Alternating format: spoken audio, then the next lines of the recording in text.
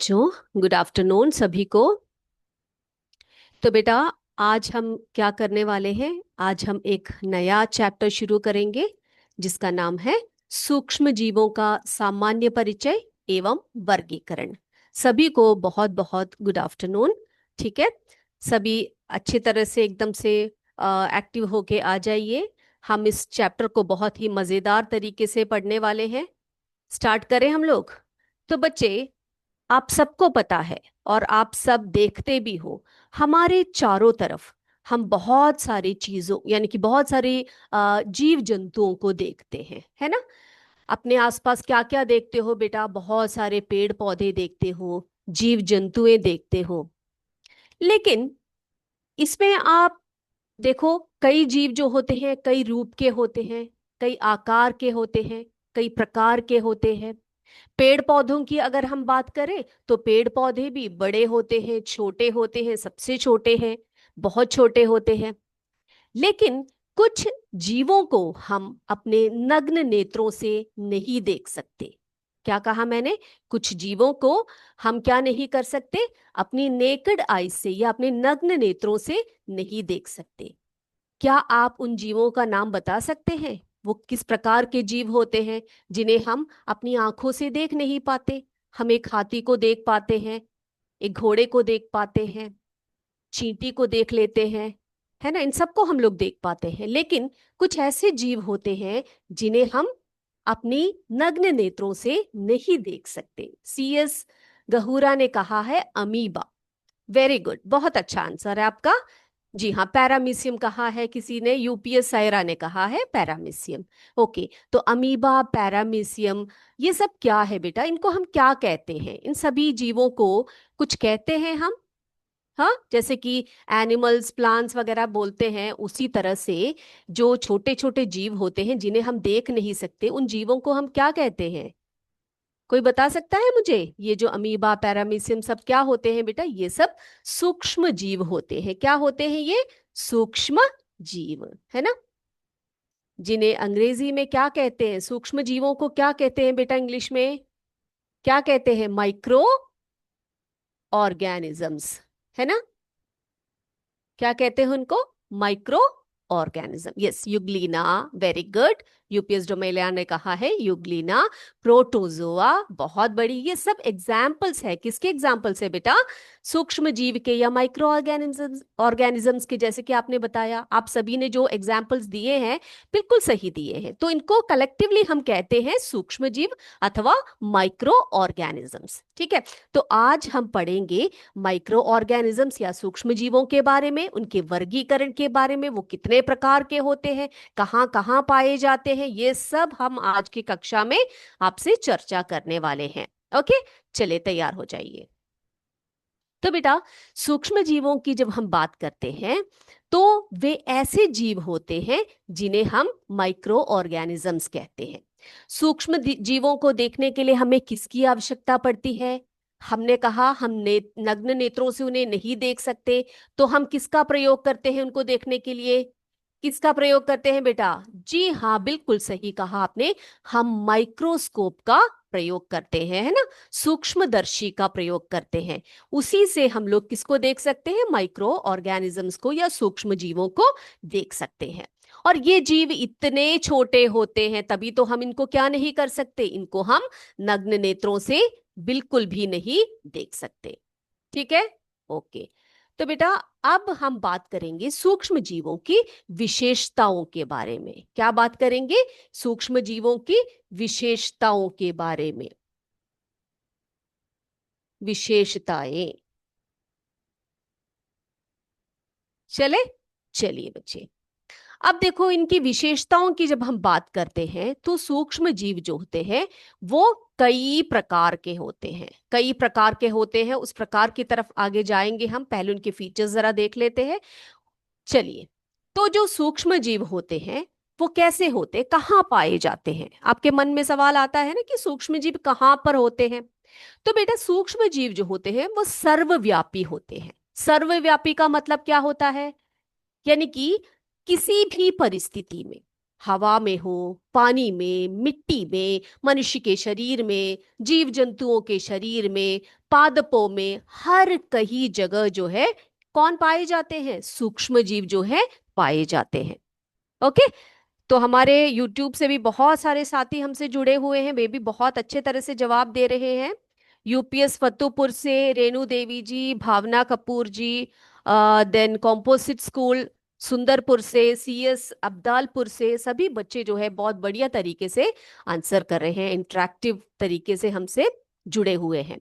तो बेटा, ये जो सूक्ष्म जीव होते हैं ये परपोषी भी होते हैं। क्या होते हैं? परपोषी। परपोषी क्या होते हैं बेटा? जो सूक्ष्म जीव दूसरों पर आश्रित होते हैं उन्हें हम क्या कहते हैं? परपोषी सूक्ष्म जीव कहते हैं। उनको क्या कहते हैं? उनको परपोषी सूक्ष्म जीव पाए कहते हैं। ठीक है। परपोषी यानी क्या होते हैं बेटा? परपोषी यानी कि दूसरे जीवों पर, चाहे वो पेड़ हो, पौधे हो, जीव, अन्य जीव जंतु हो, मनुष्य हो, उन पर जो डिपेंडेंट होते हैं उनको हम कहते हैं परपोषी सूक्ष्म जीव। ठीक है। चलिए, अब कुछ सूक्ष्म जीव जो होते हैं वो स्वपोषी होते हैं। ये स्वपोषी कौन होता है? कोई बताएगा मुझे कि स्वपोषी का अर्थ क्या होता है? कौन होता है बेटा स्वपोषी? यस, सीएन मोहन सराय से बच्चे फोटोज भेजा हुआ है। जी हाँ, बहुत बढ़िया। यूपीएस सराय से कहा है जो दूसरों पर निर्भर होते हैं वो परपोषी कहलाते हैं। अब मुझे कोई ये बता सकता है कि, यस, कोई बता सकता है कि ये जो स्वपोषी होते हैं उसका अर्थ क्या होता है? स्वपोषी का अर्थ क्या होता है बच्चे? बताइए। स्वपोषी यानी जो स्वतंत्र रूप में रहकर अपना भोजन स्वयं बनाते हैं। जैसे कि पौधे होते हैं, पौधों को हम क्या कहते हैं बेटा? उनको हम स्वपोषी कहते हैं, है ना। और हम लोग क्या है? हम लोग परपोषी है। तो कुछ ऐसे माइक्रो ऑर्गेनिजम्स, कुछ ऐसे जो सूक्ष्म जीव होते हैं, वेरी गुड, यूपीएस सराय से कहा है, जो खुद से अपना भोजन बनाते हैं। वे स्वतंत्र रूप से रहते हैं, उनको किसी पर निर्भर रहने की जरूरत नहीं होती, वे अपना भोजन स्वयं ही बनाते हैं। बहुत बढ़िया। अब कुछ सूक्ष्म जीव जो होते हैं बेटा वो एक कोशिकीय होते हैं। ये टर्म आप याद रखिए, एक कोशिकीय यानी जिसे हम यूनिसेलुलर कहते हैं। ये एक कोशिकीय क्या होते हैं बच्चे? जिनकी सिर्फ एक कोशिका होती है, एक सेल होती है जिनकी, उनको हम क्या कहते हैं? एक कोशिकीय सूक्ष्म जीव कहते हैं। जिन सूक्ष्म जीवों जो जो सूक्ष्म जीव एक ही कोशिका से बने होते हैं उन्हें हम कहते हैं एक कोशिकीय। अब मुझे कोई ये बता सकता है कि जो मनुष्य, हम लोग, है ना, हम लोग एक कोशिकीय है कि बहुकोशिकीय है बेटा? बताइए। कोई बताएगा मुझे कि मनुष्य जो है, हाँ, जी हाँ, कॉम्पोजिट विद्यालय कुट्टूपुर ने कहा है जिसके पास सिर्फ एक ही कोशिका होती है। यूपीएस सरैया से मेरे सवाल का जवाब आ गया, उन्होंने कहा है बहुकोशिकीय होते हैं। बिल्कुल सही कहा, है ना। जिन जंतुओं को हम अपने नग्न नेत्रों से देख सकते हैं, देखो देख सकते हैं, उन वो क्या है? हाँ, जैसे कि बड़े बड़े जो जैसे मनुष्य है, हाथी है, पौधे है, ये सभी क्या है बच्चे? बहु कोशिकीय है। देखो, बहुत बढ़िया जवाब दिया है सीमा रावत जी ने, कॉम्पोजिट विद्यालय से आंसर आया है। यूपीएस जो महिला के बच्चों ने कहा है, सब ने बहुत बढ़िया तरीके से आंसर किया है। ठीक है। तो इसी प्रकार जो सूक्ष्म जीव होते हैं वह एक कोशिकीय भी होते हैं और साथ साथ में कैसे होते हैं? बहुकोशिकीय भी होते हैं बच्चे। ठीक है। कैसे होते हैं वे? हाँ, बिल्कुल सही कहा आपने। तो बहुकोशिकीय जिन्हें मल्टी सेलुलर कहते हैं। क्या कहते हैं? एक कोशिकीय को हम यूनिसेलुलर कहते हैं, बहुकोशिकीय जो जीव होते हैं उन्हें हम मल्टी सेलुलर कहते हैं। ठीक है। तो बहुकोशिकीय सूक्ष्म जीव क्या होते हैं? जो सूक्ष्म जीव दो या दो से अधिक कोशिकाओं से मिलकर बनते हैं उन्हें हम क्या कहते हैं? बहुकोशिकीय सूक्ष्म जीव कहते हैं। बहुत बढ़िया। ठीक है। इतनी बातें क्लियर हो गई सभी बच्चों को? अभी तक मैंने सूक्ष्म जीवों के बारे में जो बताया वो सबको क्लियर है? क्या क्या बताया मैंने अभी आपको सूक्ष्म जीवों के बारे में? क्या फीचर्स बताए बेटा? कि सूक्ष्म जीव सर्वव्यापी होते हैं, वे परपोषी होते हैं, ज्यादातर कैसे होते हैं? दूसरों पर आश्रित होते हैं। कई सूक्ष्म जीव स्वपोषी होते हैं, स्वयं अपना भोजन बनाते हैं, साथ साथ में वे स्वतंत्र रूप से रहते हैं। कुछ सूक्ष्म जीव कैसे होते हैं, एक कोशिकीय होते हैं। लेकिन कुछ सूक्ष्म सूक्ष्म जीव कैसे होते हैं बेटा, बहुत बढ़िया, बहुकोशिकीय होते हैं। ठीक है, ये क्लियर हो गया सभी को? बहुत अच्छे, बहुत अच्छे। ये कौन से स्कूल से बच्चे? यूपीएस भोरकला से। बेटा आपका नाम बताइए। उर्मिला सीएस। ओके, क्या बनाया है बेटा आपने? चित्र बनाया है, बहुत बढ़िया बनाया है। ठीक है, चलिए तो देखो बच्चे, यूपीएस कोटावा से, कोटवा से, सॉरी, यूपीएस कोटवा से बच्चे क्लास को बहुत ध्यान से देख रहे हैं। देखो बेटा, कॉम्पोजिट विद्यालय सुल्तानपुर चिरेगांव से बच्चे ने, कौन से बच्चे ने भेजा है ये जो चित्र माइक्रो ऑर्गेनिजम्स का, बहुत ही सुंदर तरीके से बनाया हुआ है। बहुत बढ़िया बच्चे।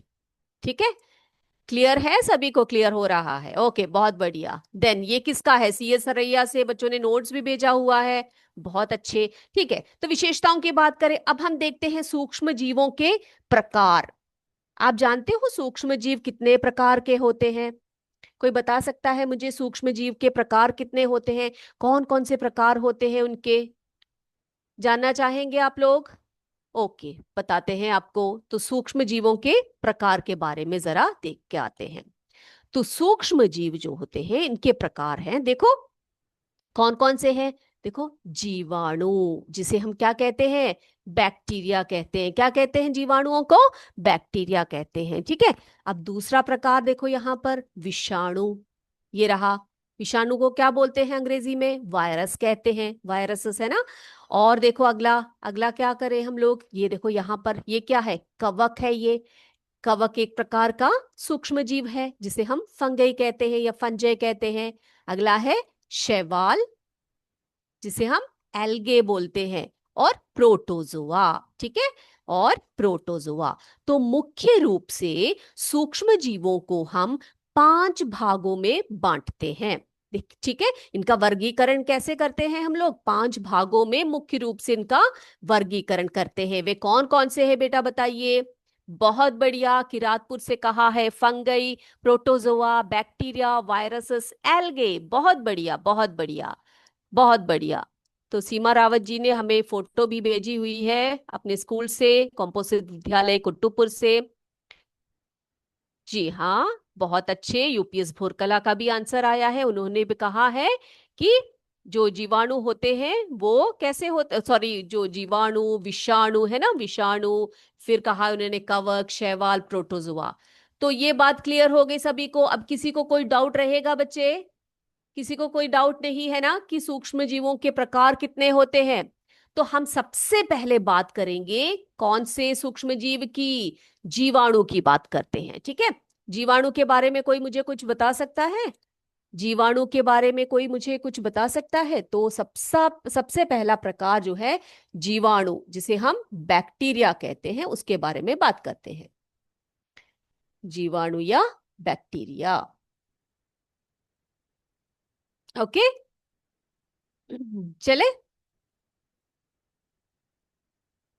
ओके, चलिए बेटा।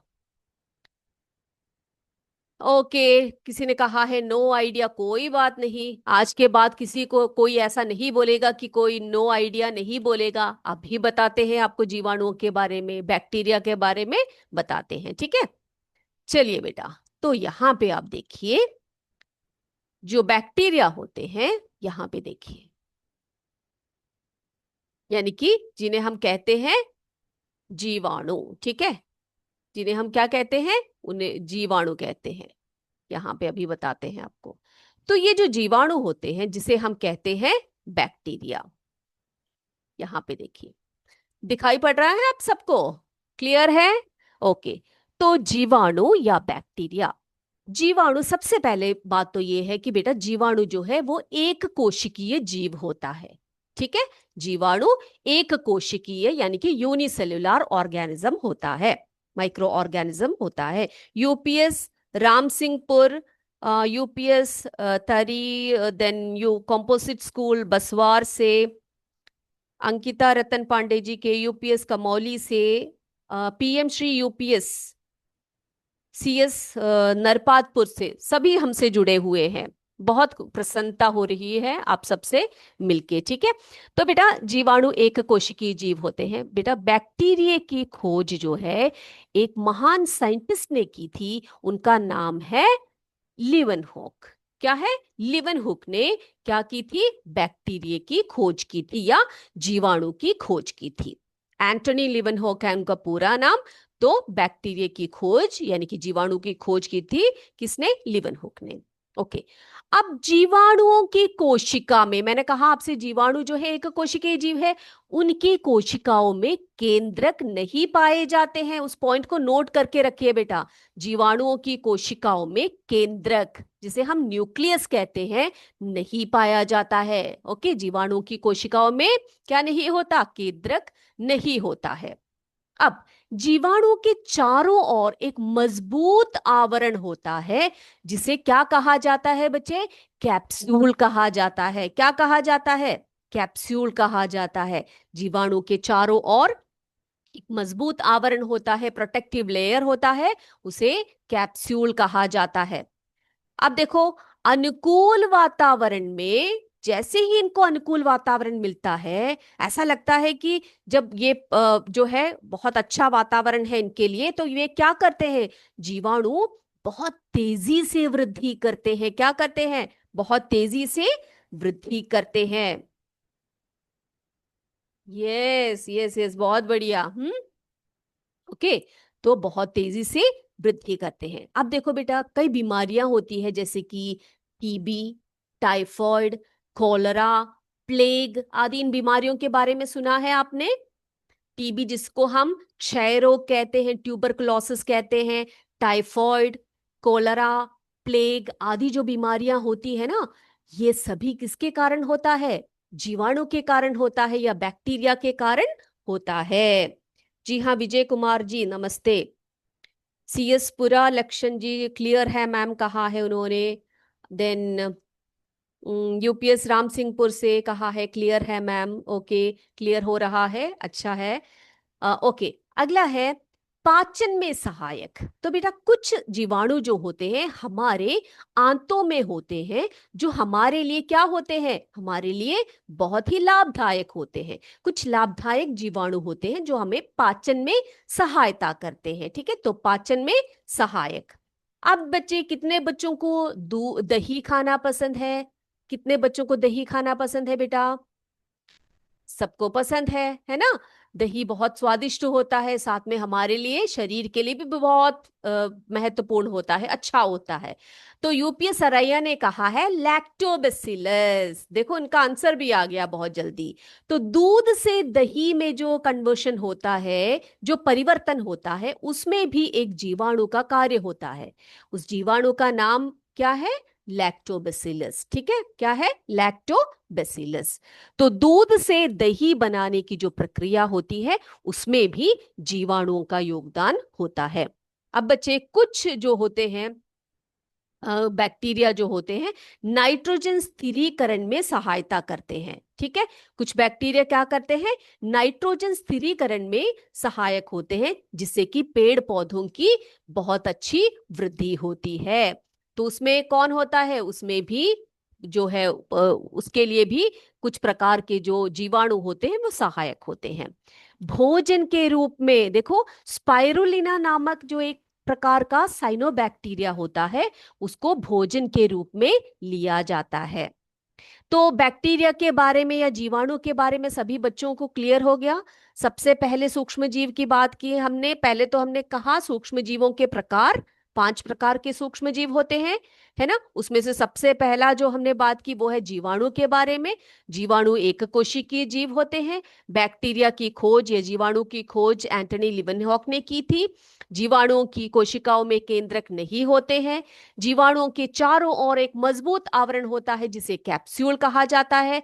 और जैसे ही इन्हें अनुकूल परिस्थिति मिलती है, वे क्या करते हैं? बहुत बढ़िया तरीके से वृद्धि करते हैं।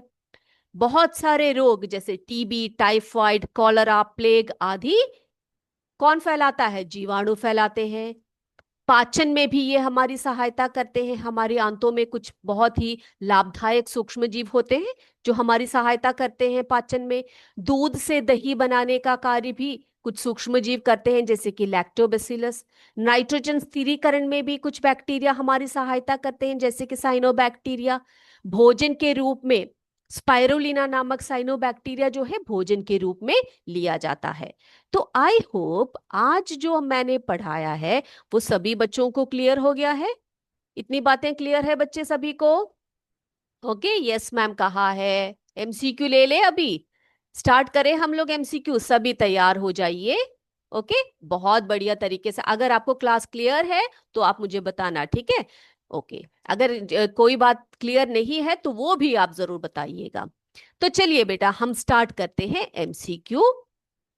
शुरू करें?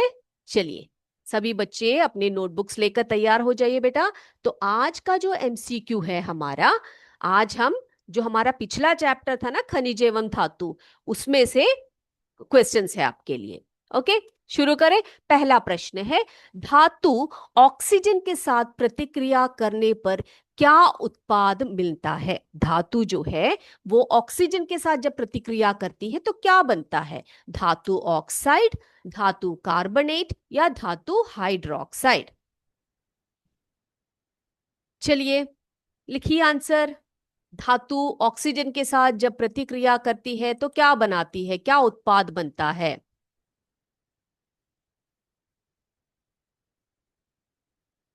यस, चले अगले पर। दूसरा प्रश्न है, लोहे को जंग से बचने के लिए या बचाने के लिए लोहे की चादर या बेटा यहां पर जस्ता है, ठीक है? क्या है यहां पर? जस्ता, जस्ते की परत, जिंक की परत है यहां पर। ये स्पेलिंग गलत है। जस्ता यहां पर मैं बोर्ड पे यहां पे लिखती हूं जस्ता। जस्ते की जो परत चढ़ाई जाती है, जस्ता, जिंक, ठीक है? जस्ते की जो परत चढ़ाई जाती है उस प्रक्रिया को क्या कहा जाता है? गैल्वेनीकरण, ऑक्सीकरण, उपरोक्त दोनों नहीं? हो गया, दूसरा प्रश्न हो गया सभी बच्चों का। चलिए अगले पर चलते हैं। अगला प्रश्न है, कॉपर का बर्तन, जो कॉपर के बर्तन होते हैं ना बेटा, उसकी सतह पर जमा हुआ हरा पदार्थ। कभी कभार ऐसा हो जाता है कॉपर के बर्तनों में, क्या होता है, तांबे के बर्तनों में ऊपर हरा हरा पदार्थ जम जाता है। वो क्या चीज होती है? कॉपर कार्बोनेट, कॉपर ऑक्साइड या कॉपर डाइऑक्साइड? क्या वस्तु होती है वो? यस, लिख लिया? ओके, अगला चलते हैं हम लोग चौथे प्रश्न की तरफ। निम्न में से कौन से अधातु है? नीचे कुछ दिए हैं आपको ऑप्शंस, इसमें से कौन कौन से अधातु हैं आपने बताना है। सल्फर, कार्बन, उपरोक्त दोनों, इसमें से अधातु कौन से हैं? चलिए, निम्न में से कौन से अधातु हैं? हो गया। चलते हैं पांचवें प्रश्न की तरफ। ओके, निम्न में से, देखो, निम्न में से धातुओं का उपयोग कहां पर किया जाता है? धातुओं का उपयोग कहां कहां पर होता है? पटाखे में, उर्वरकों में, खाने बनाने के पात्र में। बेटा यहां पर पात्र है, ठीक है? खाने बनाने के पत्र नहीं, खाने बनाने के पात्र में यानी कि बर्तन में। उपरोक्त सभी, निम्न में से धातुओं का उपयोग कहां कहां पर होता है? यह है हमारा पांचवा प्रश्न। आगे चलते हैं। छठवा, निम्नलिखित में से कौन सी अधातु थर्मोमीटर में उपयोग की जाती है? कौन सी अधातु थर्मोमीटर में उपयोग की जाती है? यस, तांबा, पारा या एल्यूमिनियम? सोचिए आप, थर्मोमीटर में किस अधातु का प्रयोग होता है? सातवां है, धातुओं को खींचकर तार बनाने की प्रक्रिया को क्या कहा जाता है? धातुओं को खींचकर तार बनाने की जो प्रक्रिया होती है उसको क्या कहा जाता है? तन्यता, आघातवर्धनीयता या चालकता? यह है हमारा सातवां प्रश्न। चलिए आगे चलते हैं। निम्नलिखित में से कौन सी धातु मुक्त अवस्था में पाई जाती है? लोहा, तांबा या सोना? निम्नलिखित में से कौन सी धातु मुक्त अवस्था में पाई जाती है? लोहा, तांबा या सोना?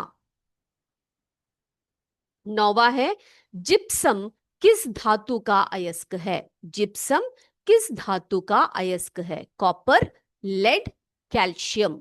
जिप्सम किस धातु का अयस्क है?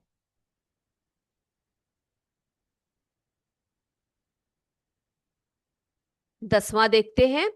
सक्रिय धातु जल के साथ क्रिया करके क्या बनाती है? सक्रिय धातु जल के साथ क्रिया करके क्या बनाती है? धातु हाइड्रोक्साइड तथा हाइड्रोजन गैस, धातु ऑक्साइड तथा हाइड्रोजन गैस, उपरोक्त दोनों नहीं। सक्रिय धातु जब जल के साथ क्रिया करती है तो क्या बनाती है? धातु हाइड्रोक्साइड तथा हाइड्रोजन गैस, धातु ऑक्साइड तथा हाइड्रोजन गैस, या उपरोक्त दोनों नहीं। चलिए आंसर्स की तरफ।